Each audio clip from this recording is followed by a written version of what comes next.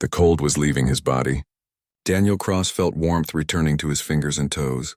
His eyes opened slowly, fighting against the weight of sleep. Above him, a screen showed numbers that made no sense. He blinked and tried to focus. 500,000 years. That could not be right. The mission was supposed to last 50 years. Maybe 100 if things went wrong. But 500,000 years? That was impossible. The pod around him hissed and clicked. Metal seals broke apart after being frozen for so long. The glass cover lifted away. Daniel sat up slowly, his muscles weak and shaking. Around him in the darkness, thousands of other pods were starting to wake up too. Lights flickered on one by one.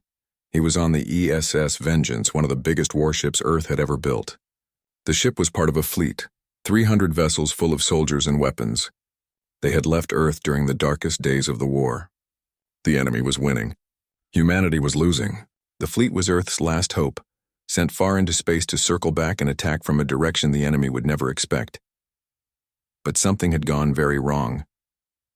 Daniel climbed out of his pod and nearly fell. His legs felt like rubber. He grabbed the edge of the pod and held on until the shaking stopped.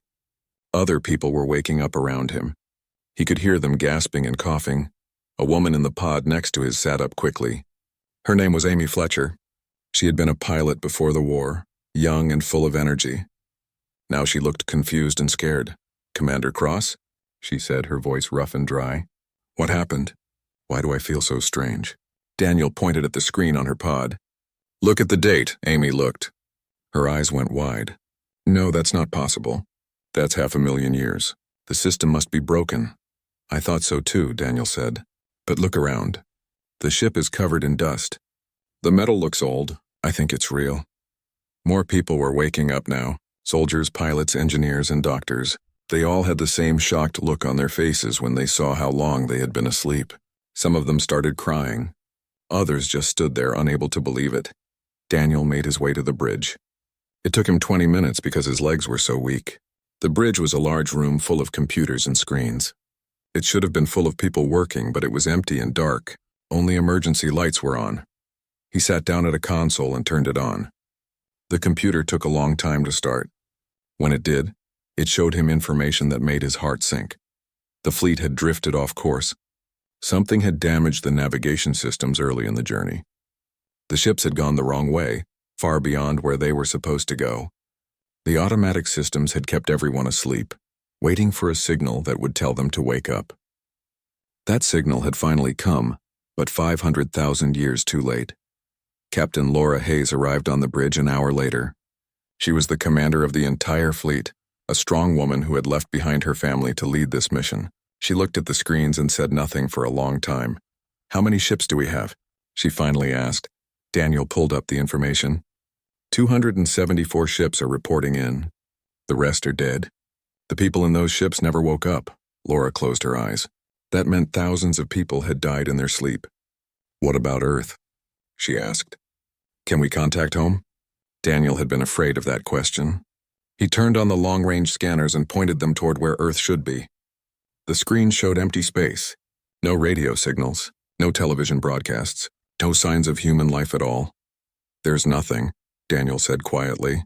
"Earth is silent." The bridge was quiet. Everyone knew what that meant. Earth was gone, dead. The war had been lost. "What about the enemy?" Laura asked. "The Krell, are they still out there?" Daniel searched the scanner data. The Krell Dominion had been a massive empire, controlling hundreds of worlds. Their signal should be everywhere. But the scanners found nothing. No Krell ships. No Krell stations, nothing. "They're gone too," he said. Over the next few days, more people woke up. The fleet's doctors checked everyone to make sure they were healthy. Most people were fine, just weak and confused.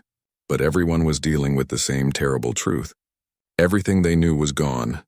Everyone they loved was dead. Earth was destroyed. The enemy they had trained to fight no longer existed. Amy Fletcher stood in the observation room, looking out at the stars. Daniel found her there, staring into the darkness. "My daughter would be dead," Amy said softly. "I left her with my mother when I joined the fleet. She was 5 years old. I promised I would come back. Now she's been dead for 500,000 years." Daniel did not know what to say. He had left behind a wife and a son. They were all gone now, too. "What do we do now?" Amy asked. Before Daniel could answer, alarms started blaring. The computer had detected something. Ships were approaching. Not human ships. Something else. Everyone rushed to their stations. Weapon systems powered on, shields activated. The fleet prepared for battle. But the approaching ship sent a message. Not in English. Not in any human language. The computer translated it slowly. Greetings, unknown vessels. This is the Galactic Assembly. We received your distress signal. Please identify yourselves. Laura looked at Daniel. Galactic Assembly? What is that? I don't know, Daniel said. But they speak English. Or at least they can translate it. Laura opened a communication channel. This is Captain Laura Hayes of the Earth Space Fleet. We are humans from the planet Earth. We have been in cryogenic sleep for a very long time. We need help. There was a pause. Then the alien voice came back, sounding confused. Earth? We do not have any record of this planet in our databases. What system are you from? The Sol system, Laura said. Third planet from the sun. How can you not know about Earth? Another pause. This one was longer. The Sol system is in our records, the alien voice said. But the third planet is a dead world. It has been lifeless for longer than our civilization has existed. There are ruins there, but they are too ancient to date properly. The bridge went silent. Daniel felt his stomach twist. Earth was not just defeated. It was ancient history, so old that these aliens could not even remember when humans had lived there. Are there any other humans? Laura asked, her voice shaking. Colonies? Stations, anyone. You are the first humans we have ever met, the alien voice said. We are sorry, but according to our records, your species has been extinct for approximately 400,000 years. Amy sat down hard in her chair. Other people on the bridge started crying. They were alone. Completely alone. The last humans in the entire galaxy. Laura took a deep breath. She had to be strong. The fleet needed her to be strong. Request permission to meet face to face, she said. We have many questions. Permission granted, the alien said. We are sending a diplomatic ship to your location. We will speak soon. The communication ended. Laura looked at her crew. They all looked lost and broken, but they were still alive. The fleet was still here. Listen to me, Laura said, her voice firm. Yes, Earth is gone. Yes, everyone we knew is dead. But we are still here. We survived 500,000 years. We are still human. That means something. We will find a way to keep going. We always do, Daniel nodded. She was right. Humanity had always been good at surviving. Even when everything seemed hopeless, humans found a way to keep fighting, keep living, keep hoping. The fleet waited for the aliens to arrive. Outside the windows, the stars looked the same as they always had. But everything else had changed. The universe had moved on without humanity. Now the last humans had to figure out where they fit in this new galaxy, if they fit in at all. The alien ship arrived 3 days later. It was beautiful and strange, made of smooth white metal that seemed to glow in the starlight. The human warships looked rough and old next to it, built for fighting instead of beauty. Ambassador Thelnara appeared on the bridge as a hologram. The alien was tall, much taller than any human. Their skin looked like crystal, reflecting light in rainbow colors. They had 4 arms and their face was hard to read, but their voice was gentle when they spoke. Greetings, Captain Hayes, Thelnara said through a translator. I am sorry we meet under such sad circumstances. Your ship's message said you were at war. Can you tell me more? Laura nodded and began to explain. She told Thelnara about Earth and humanity, about the cities and the oceans and billions of people, about art and music and everything that made humans special. Then she told them about the Krell Dominion. The Krell had been a powerful empire that wanted to control everything. They had attacked Earth and its colonies without warning. The war had been brutal. Earth had fought for years but was losing. The fleet had been sent away as a last hope, meant to sleep for a few decades and then return to attack the Krell from behind. The Krell Dominion, Thelnara said slowly. Yes, we know of them. But they fell long ago, 380,000 years ago to be exact. A plague killed most of their population. The survivors fought each other. Their empire collapsed and never recovered. Daniel leaned forward. What happened to Earth? Do you know? Thelnara's hologram shifted, showing sadness if Daniel was reading it right. We have studied the Sol system. The ruins on the third planet show signs of a biological attack, something that killed all life on the surface. Based on Krell records we recovered, They deployed such weapons near the end of their expansion. Earth appears to have been one of their targets. Amy put her hand over her mouth. Others on the bridge looked away. Earth had not just been defeated, it had been murdered. Every person, every animal, every plant, all dead. What about our colonies? Laura asked. We had settlements on Mars, Europa, Titan. We had stations throughout the solar system. Those also failed, Thelnara said gently. Without Earth's support and resources, they could not survive. Some lasted a few hundred years, but eventually they all went dark. The last human signal we can find in our historical records was approximately 400,000 years ago. The bridge was completely silent. Everyone was trying to understand what this meant. They had not just lost the war. Their entire species had been wiped out, and they had slept through it all. Lieutenant Jake Morrison, the fleet's intelligence officer, spoke up. You said the Krell fell. Who runs the galaxy now? Thelnara's hologram changed to show a map of the galaxy. Thousands of stars were marked with different colors. This is the Galactic Assembly, a coalition of 417 species living together in peace. We trade, we share knowledge, we help each other. Major wars are rare now. We learned from the mistakes of empires like the Krell. 417 species, Jake said, and none of them are human. You are the first we have met, Thelnara confirmed. Your species is not in any of our historical databases. When your distress signal reached us, we thought it was an error. We never imagined we would find actual humans. Over the next few weeks, Ambassador Thelnara stayed with the fleet. They helped translate information and explained how the modern galaxy worked. The humans learned that the Assembly had laws and rules. They had peacekeepers who stopped conflicts before they became wars. They had scientists who shared discoveries freely. It seemed like a good place to live, but there was a problem. The human fleet was designed for war. Every ship carried enough weapons to destroy a planet. Every person had been trained to fight. The Assembly did not know what to do with them. Captain Patricia Dunn commanded the ESS Retribution, one of the largest battleships in the fleet. She was a hard woman who did not smile much. She met with Laura and Daniel to discuss their situation. We are soldiers without a war, Patricia said bluntly. Everything on these ships is made to kill. The Assembly lives in peace. What do they need us for? We can learn to do other things, Laura said. We can adapt, can we? Patricia asked. I have been a soldier my entire life. I know how to fight, how to command, how to destroy enemies, but I do not know how to farm or build or teach. None of us do. Daniel understood her concern. He felt it too. They were warriors from a dead age. Maybe they did not belong in this peaceful galaxy. But then something happened that changed everything.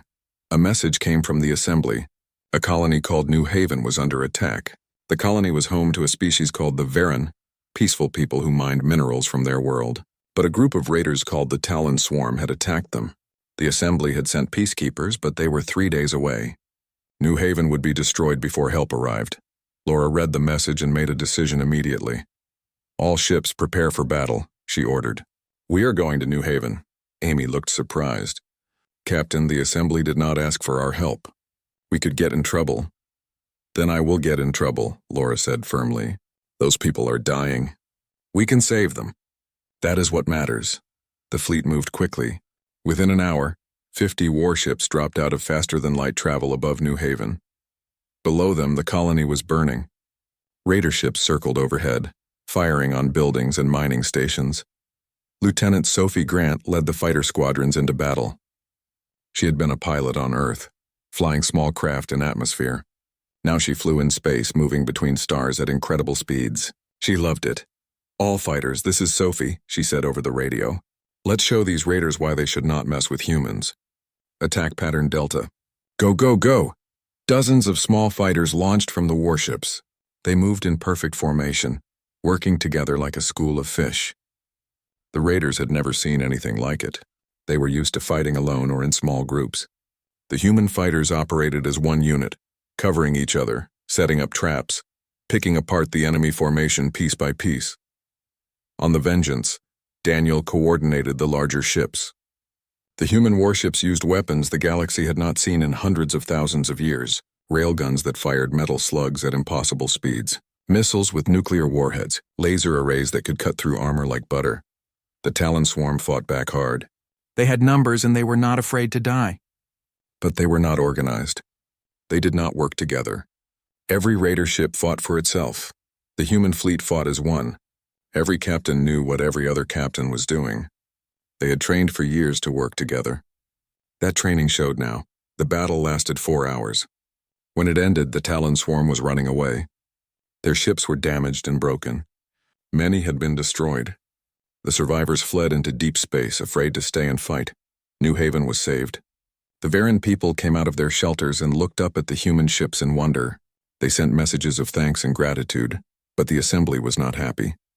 Ambassador Thel Nara contacted Laura the next day. The hologram looked stern. "Captain Hayes, you violated assembly protocols. You engaged in military action without authorization. The council is very upset." "People were dying," Laura said calmly. "We saved them. If that is against your rules, then maybe your rules need to change." "You do not understand," Thel Nara said. "The assembly has laws for good reasons. We cannot have military forces acting on their own. It leads to chaos and war." "We are not looking for war," Laura said. "But we will not stand by and watch innocent people die when we can help. That is not who we are. That is not what humans do." The debate went on for weeks. The Assembly Council argued about what to do with the human fleet. Some wanted to take away their weapons and force them to disband. Others wanted to exile them from assembly space. But many species, especially the Varan, defended the humans. The Varan representative spoke at the council meeting. The humans came when no one else could. They risked their lives for people they did not know. They asked for nothing in return. If this is what humans are, then the galaxy needs them. Finally, the council reached a decision. It was a compromise that satisfied no one completely, but it worked. The human fleet would remain independent. They would keep their weapons and their command structure, but they would work with the assembly. When there were conflicts that the peacekeepers could not handle, the humans would be called. They would be given a system of their own, a place where they could build a new home. The system was called Nova Terra. It had 4 planets orbiting a yellow star, much like Earth's sun. 2 of the planets could support life with some work. It would take decades to make them fully habitable, but it was a start. Laura stood on the bridge of the Vengeance and looked at the images of Nova Terra on the screen. It was not Earth, it would never be Earth, but it was a second chance, a place where humanity could start again. "Set course for Nova Terra," she ordered. "Let's go home." The fleet turned and began the journey to their new system. Behind them, the stars of the assembly watched. Ahead of them, an unknown future waited. But for the first time since waking up, the humans felt hope. They had a purpose. They had a home. They had survived the impossible and found a place in a galaxy that had forgotten them. 3 years had passed since the fleet arrived at Nova Terra. The empty worlds were empty no more. Cities were rising from the dirt, built with a mix of old human designs and new assembly technology. Farms covered the valleys. Factories hummed in the hills. Humanity was building again. Lieutenant Jake Morrison stood on the observation deck of the orbital station, watching construction drones work on the surface of Nova Terra Prime. The planet's sky was orange instead of blue, and the trees they were planting had purple leaves. It was not Earth, but it was starting to feel like home. Ensign Lisa Crawford joined him at the window.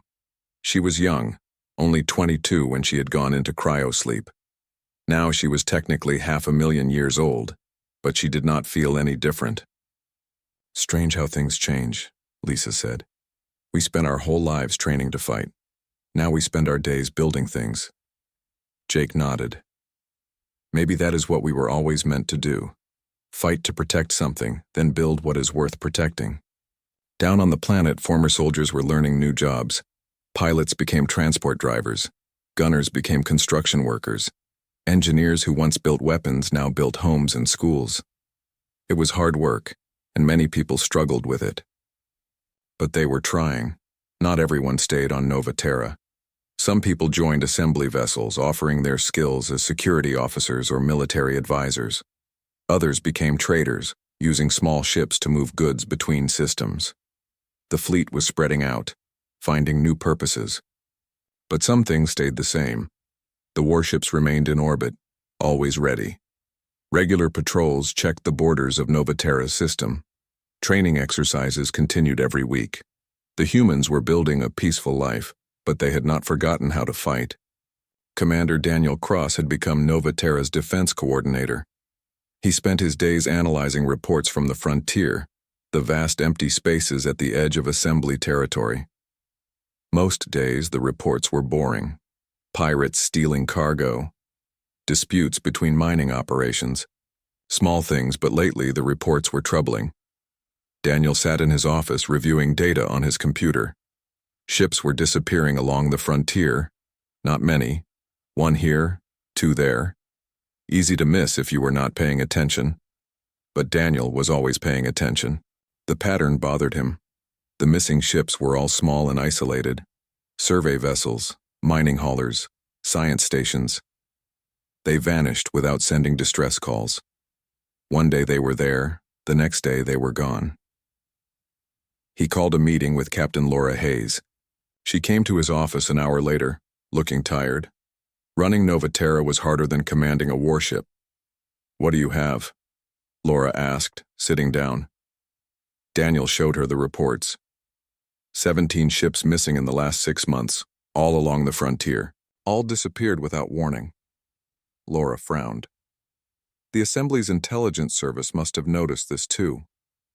"They have," Daniel said. "But they think it is just bad luck. Accidents. Space is dangerous.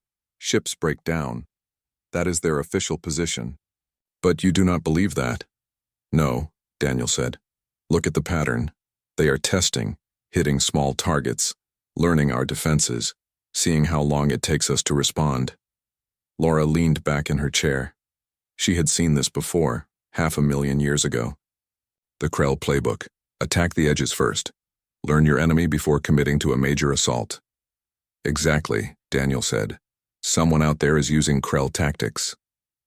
"The Krell are extinct," Laura reminded him. "Then someone learned from them. And whoever they are, I think they are coming this way." Laura thought about this for a moment. "We need more information.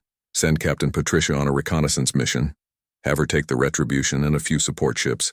Map the frontier. Find out what is happening." Daniel nodded. "I will send the order today." Captain Patricia Dunn was not happy about the assignment, but she followed orders. The ESS Retribution and 3 escort ships left Nova Terra a week later. Their mission was to travel to the frontier and investigate the missing ships. They were to avoid combat if possible and return with information.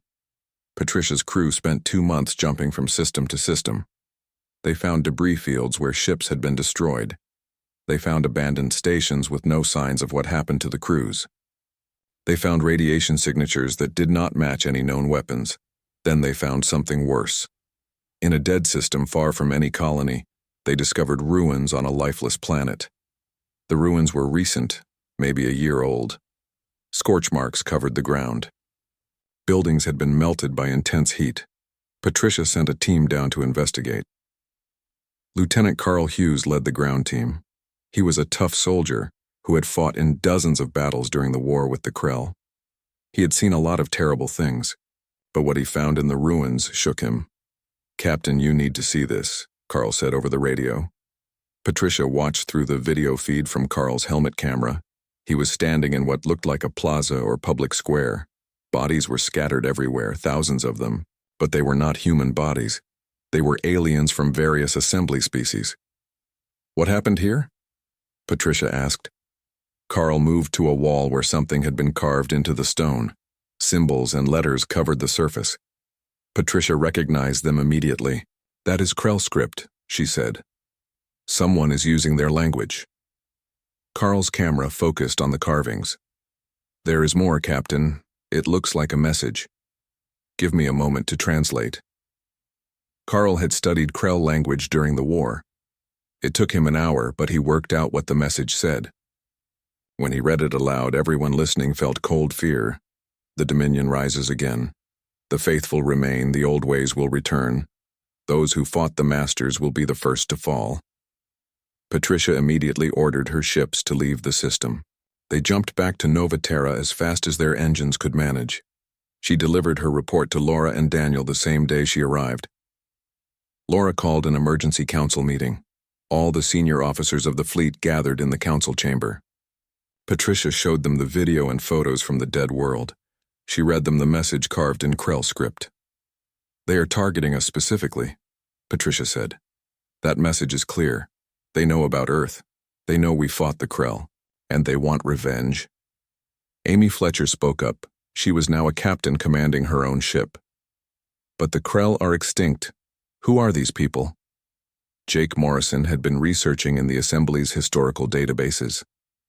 "I think I know. After the Krell fell, some of the species they conquered never forgot them. They kept the faith alive, worshipped the Krell as gods. Over hundreds of thousands of years, these groups stayed in the shadows. Now something has brought them together. They call themselves the Inheritors," Daniel said, pulling up information on his datapad. "The Assembly knows about them but considers them a minor threat, just religious fanatics with old ships.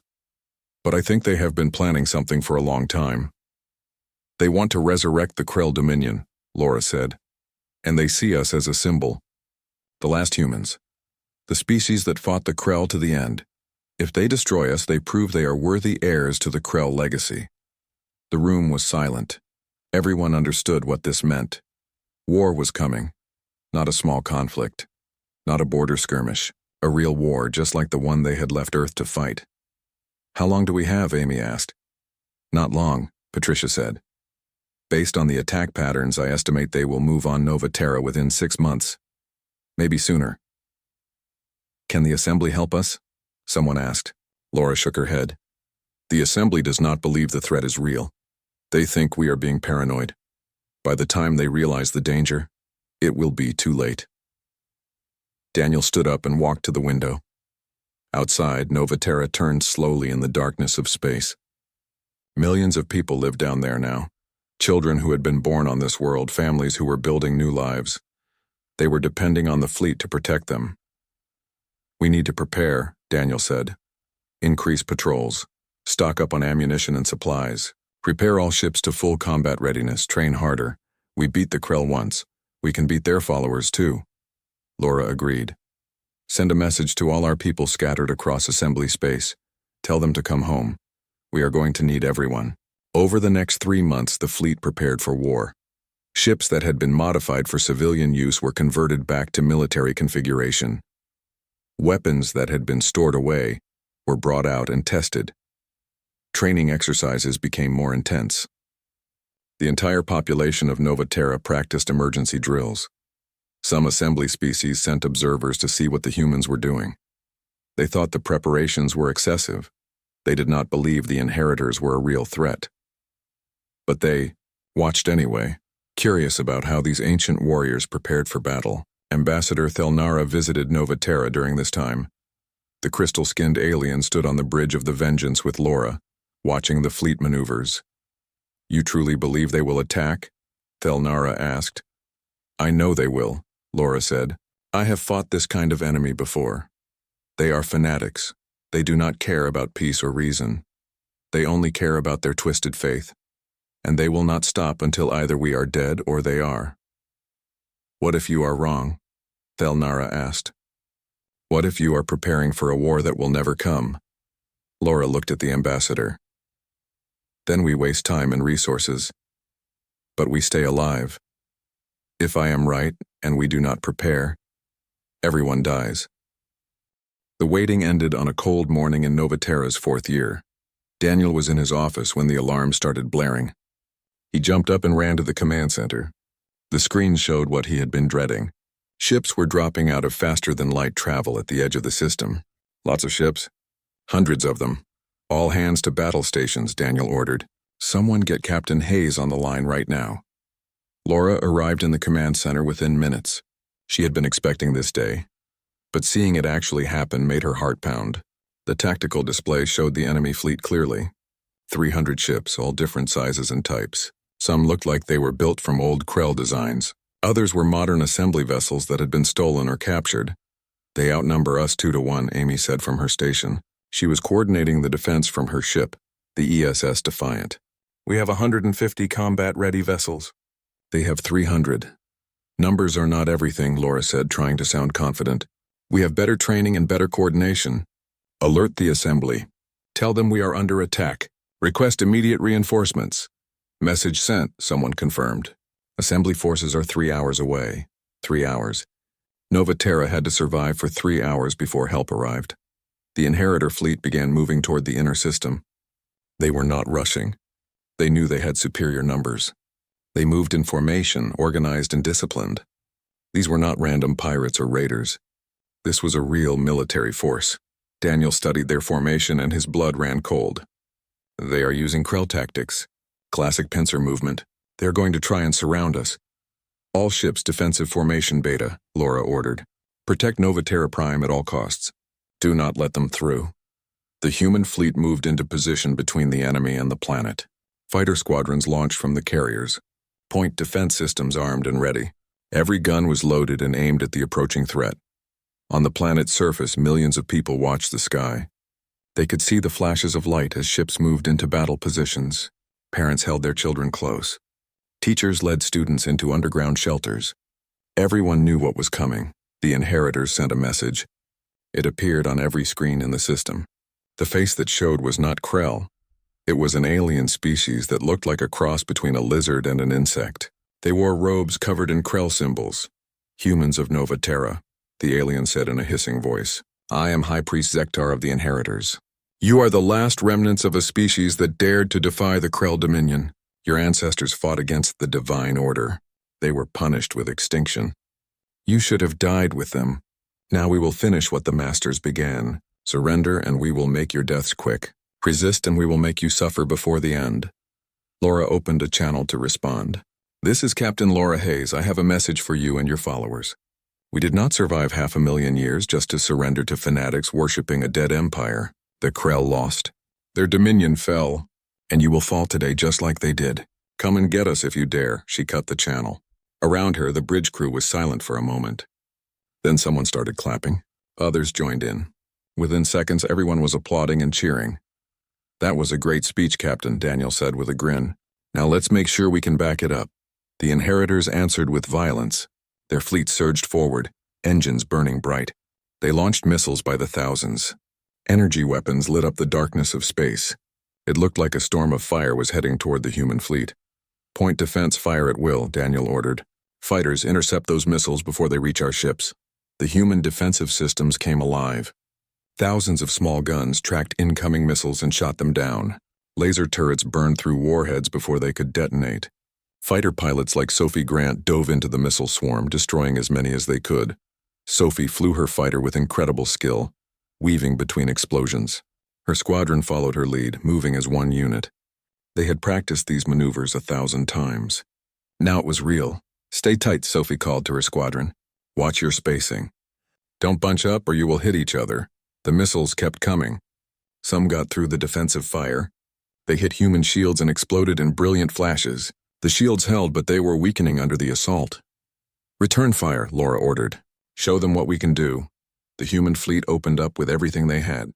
Railguns fired metal slugs that moved at incredible speeds. The rounds hit Inheritor ships and punched straight through their hulls. Nuclear missiles streaked across the void and detonated among the enemy formations. Laser arrays cut through armor like it was paper. The Inheritors had numbers. The humans had precision. Every human captain knew exactly what every other captain was doing. They did not need to talk much. They moved like a single organism, covering each other's weak points, setting up crossfires, creating kill zones. Years of training together showed in every action. The Inheritors fought differently. Each ship seemed to act independently. They were brave and aggressive, but they did not coordinate well. They got in each other's way. They fired on targets that were already destroyed. They left gaps in their formation that human captains immediately exploited. They are not working together, Amy observed from the Defiant. They have the numbers but not the discipline. Good, Daniel said. That gives us a chance. All ships execute attack pattern Omega. Split their formation. The human fleet divided into 3 groups. One group held the center, drawing the enemy's attention. The other 2 groups swung wide, coming at the Inheritors from the sides. It was a risky move. If it failed, the human fleet would be scattered and easy to destroy. But if it worked, they could break the enemy's cohesion. It worked. The Inheritor formation bent and then broke as human ships hit them from multiple directions. Enemy vessels collided with each other, trying to respond to threats from 3 angles at once. Their coordination collapsed into chaos, but they still had numbers. And they were not running away. High Priest Zektar seemed to realize his fleet was not fighting well. He sent new orders. The inheritors began focusing their fire on single targets. Dozens of ships would attack one human vessel at a time, overwhelming its defenses through sheer volume of fire. The ESS Valiant was the first to fall. Captain Greg Norton fought his ship well, but there were just too many enemies. His shields collapsed under sustained fire. Missiles and energy beams tore through the hull. The Valiant exploded in a brilliant flash, taking 200 crew members with it. More human ships started dying. The ESS Courage, the ESS Defender, the ESS Liberty. Each loss hurt. These were not just ships. They were friends, family, comrades who had survived 500,000 years together. "We are losing too many ships," Amy said. Her voice was strained. "If this keeps up, we will not last until the assembly arrives." Daniel knew she was right. The human fleet was fighting brilliantly, but they were outnumbered. Math was catching up to them. They needed something to change the battle's momentum. He studied the tactical display, looking for any advantage. Then he saw it. The Inheritor flagship. It was a massive dreadnought, bigger than any human ship. It sat in the middle of the enemy formation, directing the battle. "That is their command ship," Daniel said, pointing at the screen. "If we take it out, their coordination will collapse completely." Laura looked at the display. The flagship was heavily defended. Getting close to it would cost lives, but it might be the only way to win. "We need a strike team," Laura said. "Someone who can punch through their defenses and put a missile into that ship's reactor." "I will do it," Sophie volunteered over the radio. She had been listening to the command channel. "Give me a squadron of bombers and I can reach it." "It is a suicide mission," Laura said bluntly. "You will never make it back?" "Maybe," Sophie said. "But if I do not try, we all die anyway. At least this way we have a chance." Daniel wanted to say no. He did not want to send people to their deaths. But he looked at the tactical display again and knew there was no other way. "Do it," Laura said quietly. "Godspeed, Sophie." Sophie gathered 12 bombers and their fighter escorts. 20 ships total. They broke away from the main battle and accelerated toward the Inheritor flagship at full speed. Enemy ships moved to intercept them, but the rest of the human fleet provided covering fire.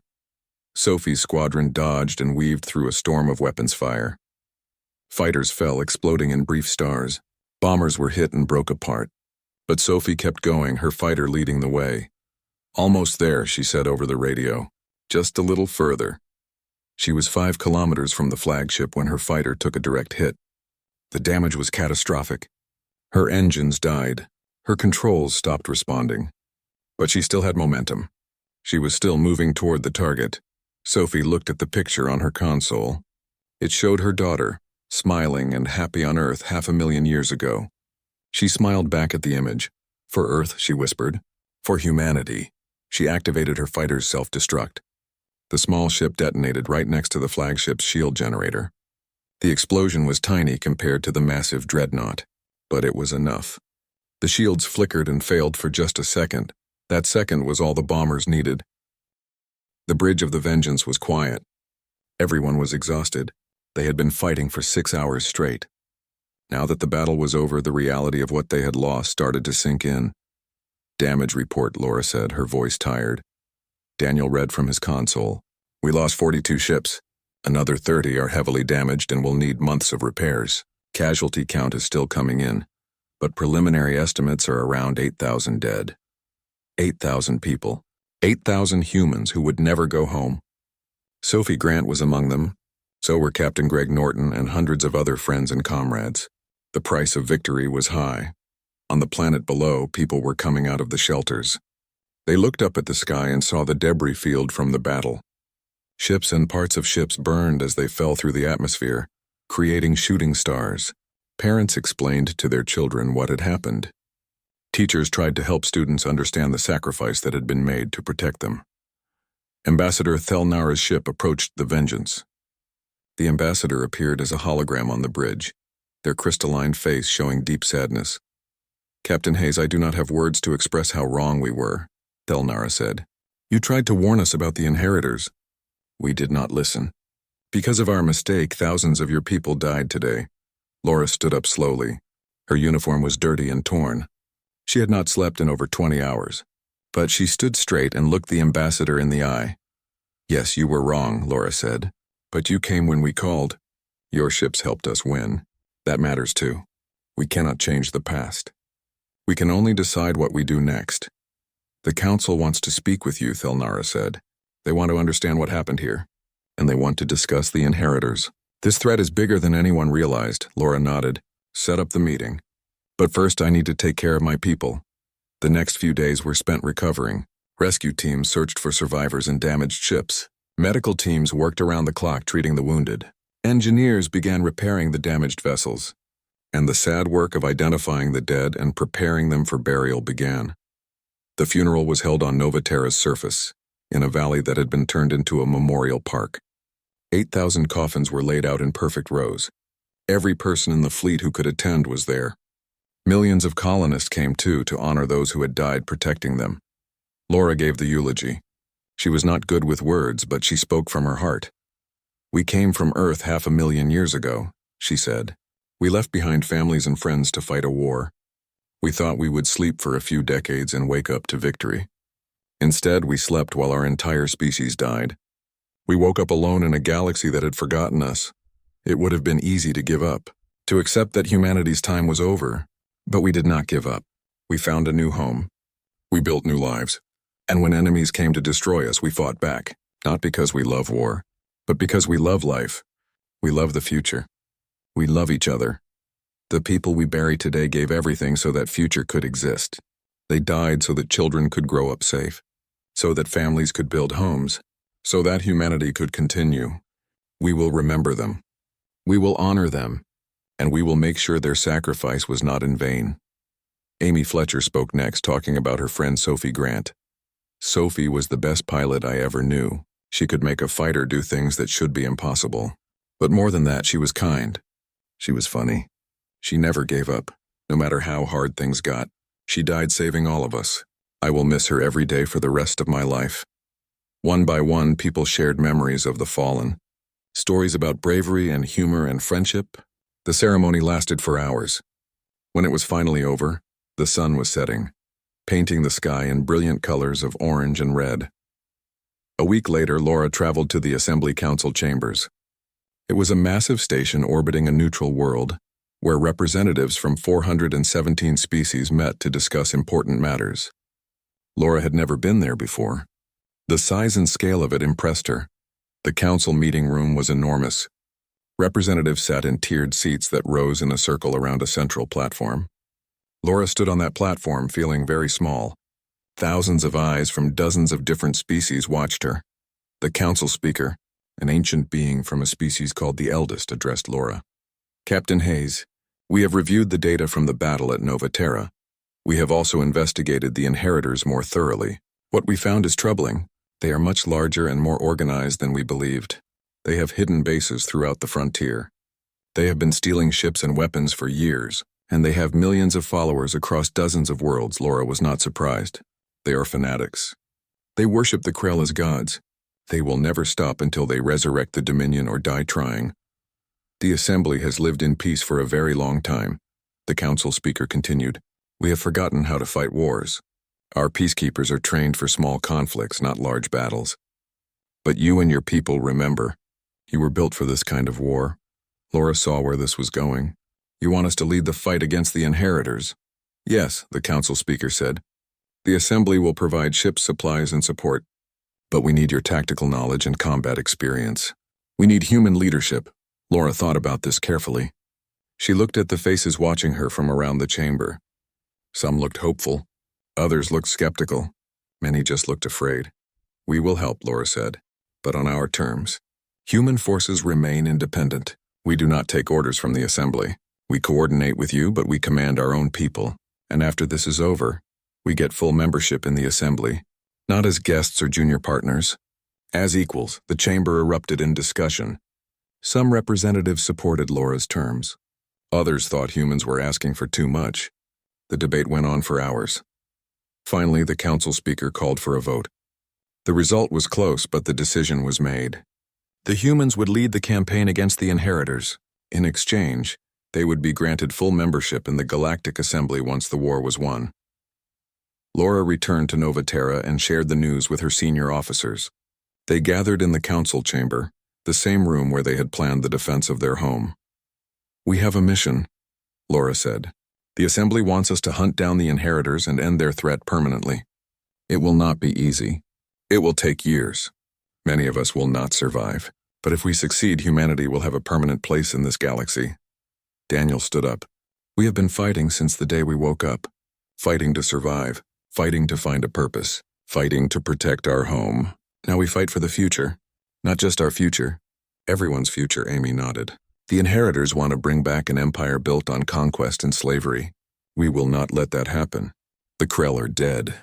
Their dominion is dust, and these fanatics will join them." Captain Patricia spoke up. "We are the last humans in the universe. Every one of us is precious. We need to be smart about this. We cannot just charge into battle and hope for the best. We need strategy and planning." "Agreed," Laura said. "This will be a long campaign. We will build new ships, train new crews, work with assembly forces, and we will teach them what we know. When this is over, the galaxy will be safer because of what we do." Lieutenant Jake Morrison raised his hand. "What about Nova Terra? We cannot leave it undefended." "We will not," Laura assured him. "Some ships will stay here to protect our home.